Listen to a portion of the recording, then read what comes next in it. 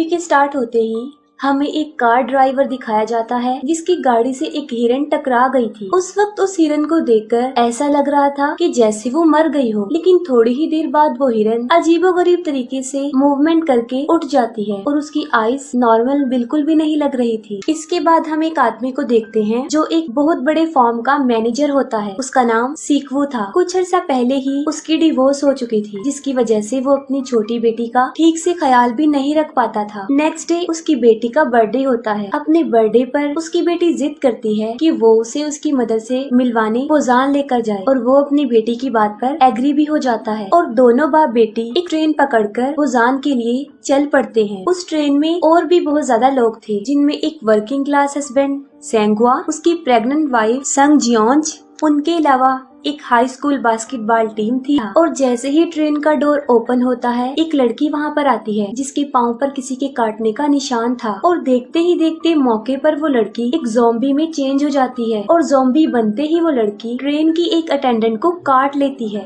उसके काटते ही वो अटेंडेंट भी ज़ॉम्बी में बदल जाती है। बस ऐसा होते ही ये वायरस बहुत तेजी से उस ट्रेन में फैलने लगता है, जिसकी वजह से बहुत से लोग इसकी लपेट में आ जाते हैं। इस ट्रेन में ट्रेवल करने वाले कुछ पैसेंजर्स ट्रेन के उस बॉक्स को जहाँ पर ये इन्फेक्शन फैला था छोड़कर किसी दूसरे बॉक्स में चले जाते हैं और अब वो जिस बॉक्स में जाते हैं वहाँ पर ये ज़ॉम्बी इन्फेक्शन अभी तक नहीं आया था। ट्रेन की न्यूज ब्रॉडकास्ट में बताया जाता है कि ये ज़ॉम्बी इन्फेक्शन न सिर्फ उस ट्रेन में बल्कि पूरी कंट्री में फैल चुका है और मैक्सिमम लोग इसकी लपेट में आ चुके हैं। और जब ये ट्रेन किसी दूसरे स्टेशन पर जाकर रुकती है तो सारे पैसेंजर्स सिटी की तरफ भागते हैं, लेकिन बाहर निकलकर वो अपने इर्द गिर्द देखते हैं कि यहाँ तो पहले ही वो ज़ॉम्बी इन्फेक्शन बुरी तरह फैला हुआ है, जिसकी वजह से वो वापस ट्रेन की तरफ भागते हैं। ट्रेन में बैठने की भगदड़ में लोग अलग अलग डब्बों में बैठ जाते हैं। तब ट्रेन का कंडक्टर इस ट्रेन को पोजान की तरफ ले जाने का सोचता है, क्योंकि उसे रिपोर्ट मिली थी कि चंद बचे कुछ शहरों में पोजान भी एक शहर है जहाँ अभी तक ये इन्फेक्शन एंटर नहीं हो सका। सीक्वू, सेंगुआ और यंगगुक ट्रेन में रास्ते ढूंढते हुए बाकी पैसेंजर से भी मिलते हैं और ये 6 के 6 लोग मिलकर ट्रेन के अगले वाले डब्बे में जाने की कोशिश करते हैं। उनकी इस कोशिश में उन्हें बहुत सारे ज़ॉम्बी से बचकर निकलना पड़ता है। अगले वाले डब्बे में और भी बहुत सारे लोग थे जो वहाँ पर सेफ बैठे थे और जब ये 6 लोग बड़ी मुश्किल से किसी तरह उस डब्बे तक पहुँच ही जाते हैं तो सेल्फिश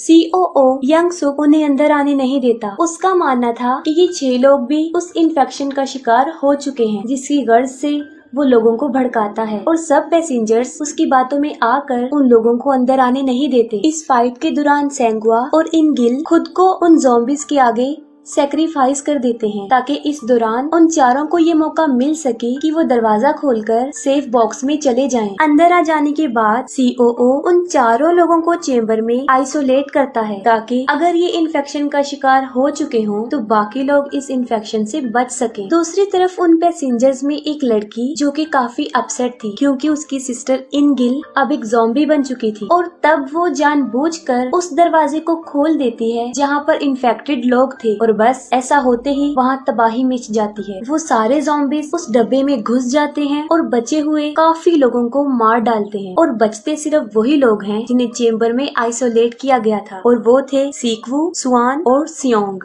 इनके अलावा COO और एक ट्रेन अटेंडेंट खुद को बाथरूम में बंद करके अपनी जान बचा लेते हैं। फिर हम देखते हैं कि इस ट्रेन का रास्ता ब्लॉक हो चुका था, जिसकी वजह ये थी कि उस स्टेशन की पटरियां बंद थी और जैसे ही वो ट्रेन अपने स्टॉप पे रुकती है बचे हुए पैसेंजर्स किसी दूसरी ट्रेन की तलाश में निकल पड़ते हैं और इसी तलाश में वो सब एक दूसरे से बिछड़ जाते हैं। वो COO एक बार फिर से खुदगर्जी का मुजाहिरा करता है। वो अपनी जान ट्रेन अटेंडेंट को उन ज़ॉम्बीज की तरफ धक्का देकर बचाता है, जिससे वो अटेंडेंट की भी मौत हो जाती है और वो सेल्फिश युनसुक बच जाता है। अब यहाँ पर युनसुक वैसे तो बच गया था, लेकिन उसे एक ज़ॉम्बी ने काट लिया था और डेफिनेटली वो खुद भी अब एक ज़ॉम्बी बन चुका था और वो बचे हुए उन लोगों पर अटैक कर देता है। सीक्वू ज़ॉम्बी युनसुक से लड़ता है, लेकिन इस फाइट में युनसुक उसे काट लेता है। सीक्वू यहाँ पर समझ जाता है कि अब क्योंकि उस ज़ॉम्बी ने उसे काट लिया है तो अनकरीब वो भी ज़ॉम्बी में बदलने वाला है। ये सोचकर वो अपनी बेटी और सियोंग को इंजन वाले रूम में बंद करता है और जाने से पहले वो अपनी बेटी से अपनी लाइफ के लास्ट वर्ड कहता है। अब जाहिर है सीक्वो ने ज़ॉम्बी बन जाना था, तो जैसे ही वो फुल ज़ॉम्बी बनता है वो ट्रेन से कूद जाता है और यहाँ पर सीक्वो काफी इमोशनल हो जाता है और वो मरते हुए भी उन मोमेंट्स को याद करता है जब उसकी बेटी बिल्कुल छोटी सी थी और उसने उसे अपने हाथों में उठाया था। और अब ट्रेन फाइनली पोजान पहुंच जाती है और तब दो लोग स्वान और स्योंग वहाँ पर उतरते हैं और ये दोनों ही थे जो उस ट्रेन में सरवाइव कर गए थे। वो आगे की तरफ जाते हैं जिसकी दूसरी तरफ कुछ सोल्जर्स थे और ये सोल्जर्स बॉर्डर को ज़ॉम्बी से डिफेंड कर रहे थे और उन दोनों को देखकर वो समझते हैं कि शायद ये दोनों भी ज़ॉम्बीज हैं और बस वो उन दोनों को शूट करने ही वाले होते हैं कि तभी उन्हें स्वान के सॉन्ग की आवाज आती है, जिससे वो समझ जाते हैं कि ये कोई ज़ॉम्बी नहीं बल्कि रियल ह्यूमन सरवाइव है। स्वान वही सॉन्ग गा रही थी जो वो हमेशा से अपने फादर के लिए गाना चाहती थी, लेकिन आज वो अपने फादर की डेथ के बाद उनको याद करके ये गाना गा रही थी। यहीं पर मूवी